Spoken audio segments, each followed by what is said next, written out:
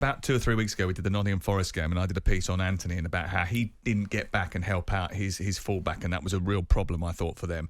Rashford is similarly guilty of that when they do play wide wingers, which they didn't do yesterday because they thought that they haven't got the players to do that now because they've lost Anthony, they've lost Sancho, and they feel as if they haven't got the depth to be able to play one of the youngsters in those positions. But if you look at what happens to them when they go behind, all of a sudden there's that sort of lack of discipline that you talk about. They chase shadows, that semblance of structure, if there was one. I mean, in the first sort of 15, 20 minutes, you could see they had that diamond in midfield and it looked quite defined. And then when you watch the game develop, especially once they've gone behind, the second goal comes in, Medjbury comes off the bench and he's running around like a lunatic, chasing everything, and no one else is copying him, no one else is going with him. I'm not saying that he was particularly brilliant. He was actually running around a little bit like a headless chicken at times, and sometimes the rest of the crowd can go, yeah, brilliant, fantastic, that's great, because he's got a bit of energy, and at least he was trying. But it just sort of highlighted that the others didn't really do that, and they certainly didn't do that with any cohesion. You compare that to Brighton and the way that they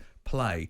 It's calm, it's composed, it's organised, it's well coached. They changed 6 players, but you wouldn't have known. Look at the work that Adingra gets through on that right-hand side in comparison to the wide players at Manchester United. Look at the work of Matoma on the left-hand side. I mean, I looked at some of the defensive issues. Lindelof, I don't know what on earth he's doing for that third goal, but he looks like he's running in treacle. What about Martinez for the second goal? Martinez has just gone wandering. He just likes diving in, and Pascal Gross just lets it roll across him. I have to say, in that first 20-25 minutes when Manchester United was the better side, Reguilon was very, very good going in the left-back position for Man United. He was playing in a flat-back 4, but he was playing as a left wing-back, basically, because Eriksen was coming in.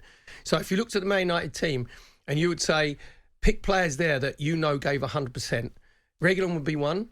Højlund, to be fair, up front, put everything he could in, but he because he's 20, sometimes the ball comes into him, his body shape ain't right, he doesn't hold the ball up properly. Unlucky with the goal, obviously, it was disallowed, which we'll talk about later on.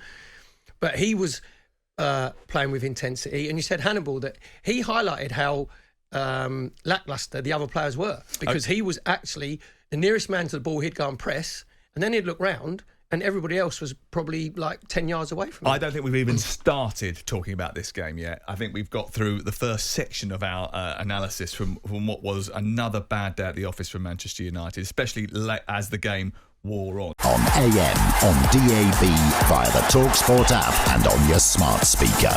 talkSPORT.